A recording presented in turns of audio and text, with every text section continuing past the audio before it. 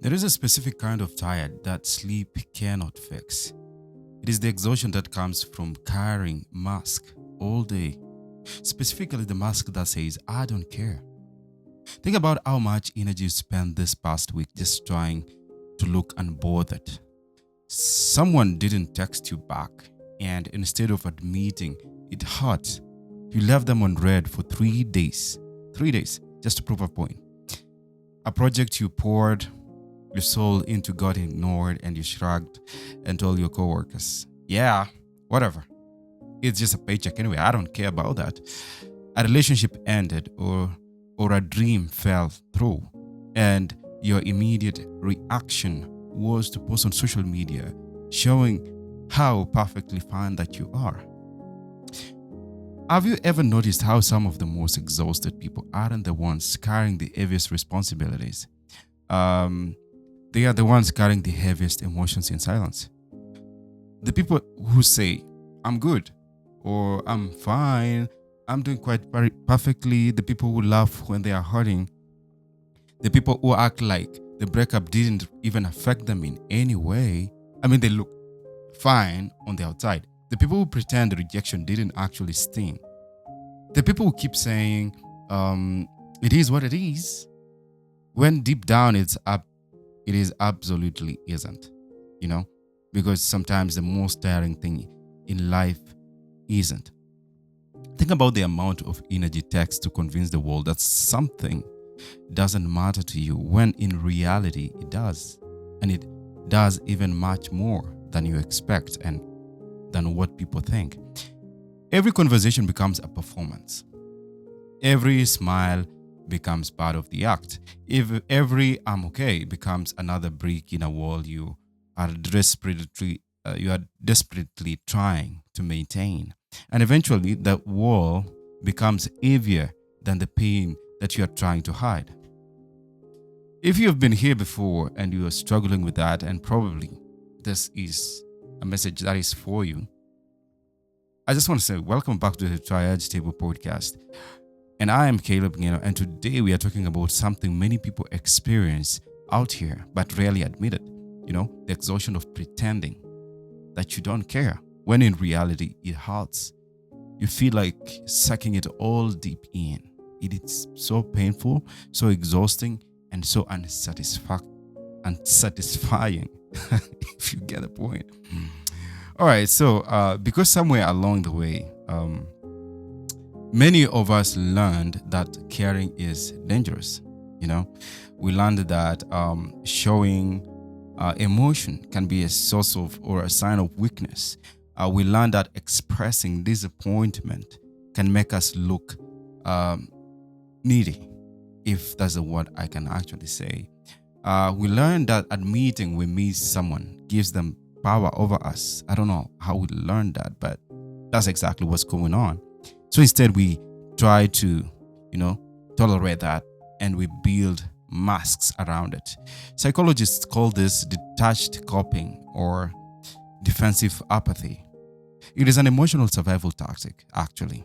So we convince ourselves that if we lower our expectations to zero, nothing can ever hurt us again, ever. That's what we convince ourselves to be, or we convince our hearts. And but here is the psychological truth that we try desperately to ignore.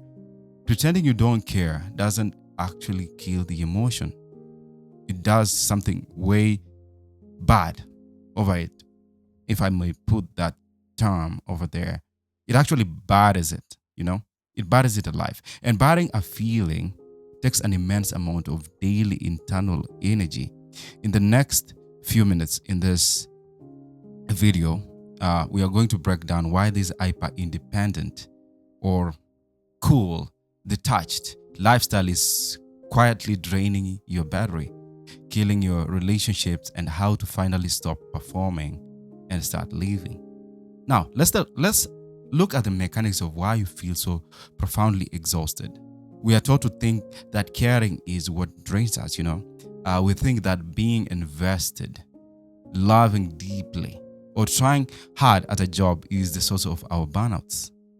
But clinically, separation is far more than expensive to your nervous system than actually what vulnerability is. When you genuinely care about something but force your face, your words, and your body language to project some sort of indifference, your brain is working in overdrive. It has to simultaneously process the real emotion and the sense, which is the heart that you are having right now, the desire and the anxiety, while actively, in the same time, manufacturing a fake reality to show to the world. I remember hearing a young man whose relationship ended after several years together. When people asked how he was actually doing, he would smile and say, "Honestly, I'm fine." And basically, I've moved on.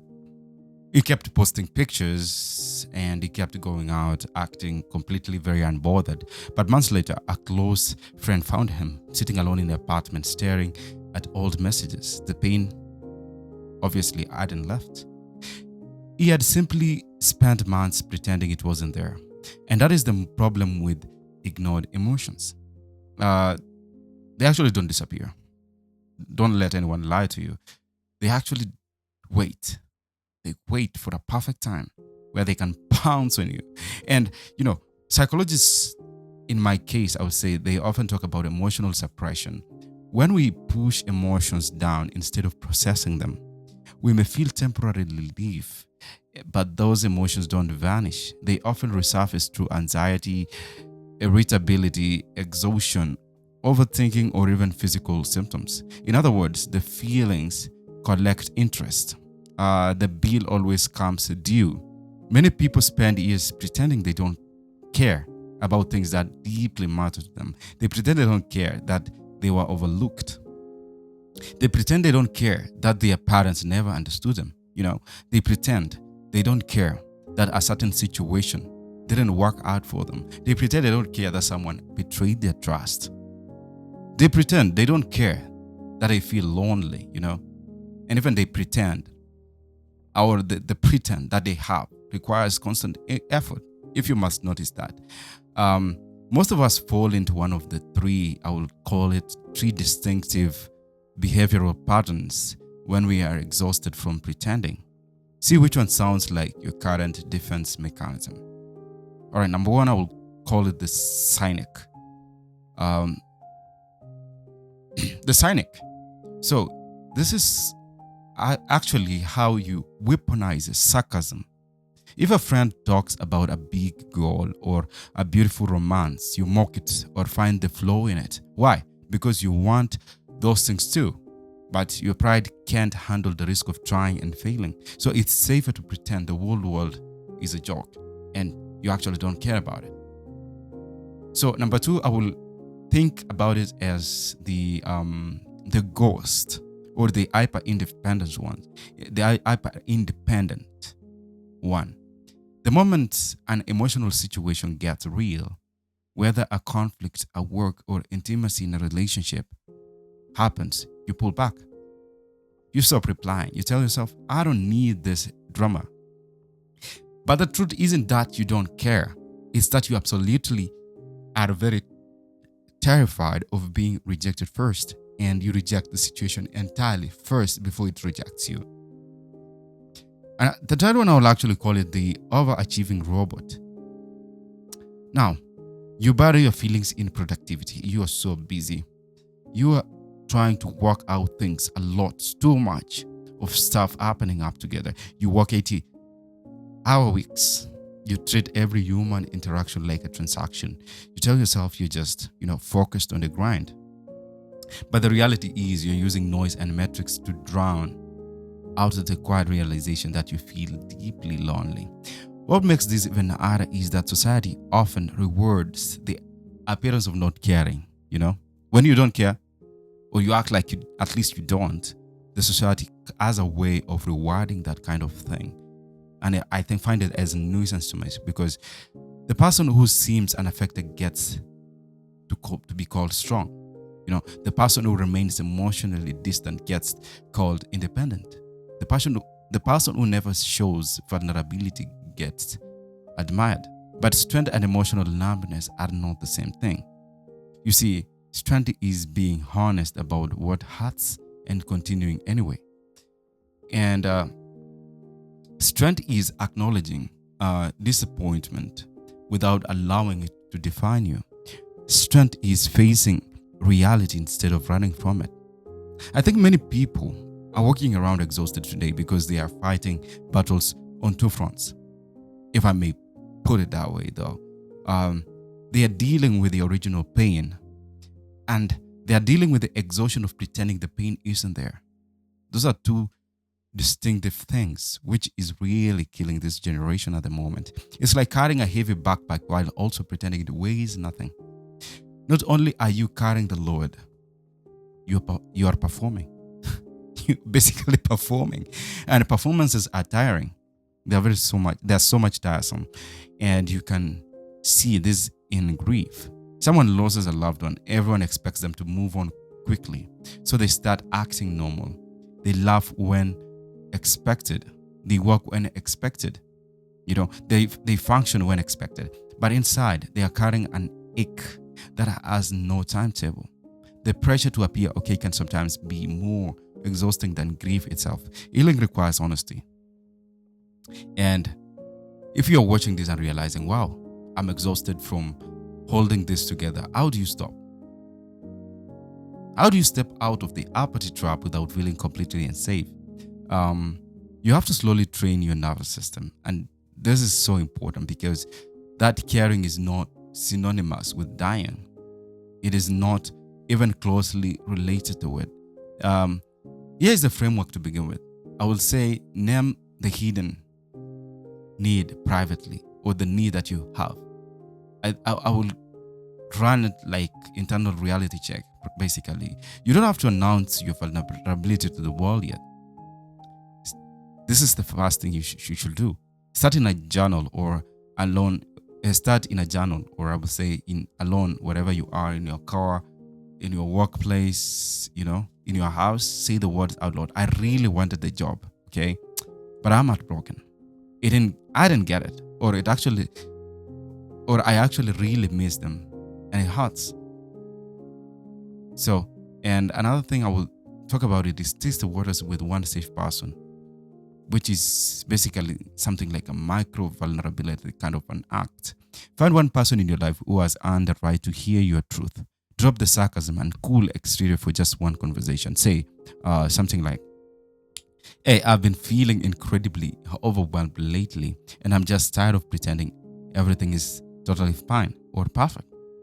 Watch how it strengthens the bond instead of destroying your status. Number 3, I will call it the let your body process the tiredness, or kind of somatic release. When you stop pretending, the stored tension in your shoulders, jaw, stomach is going to release. That's a lot of tension that you've been holding it quite in all this while. You might feel an intense wave of sadness or fatigue. Let it happen. That isn't you getting weaker. It is the exhaustion of finally leaving.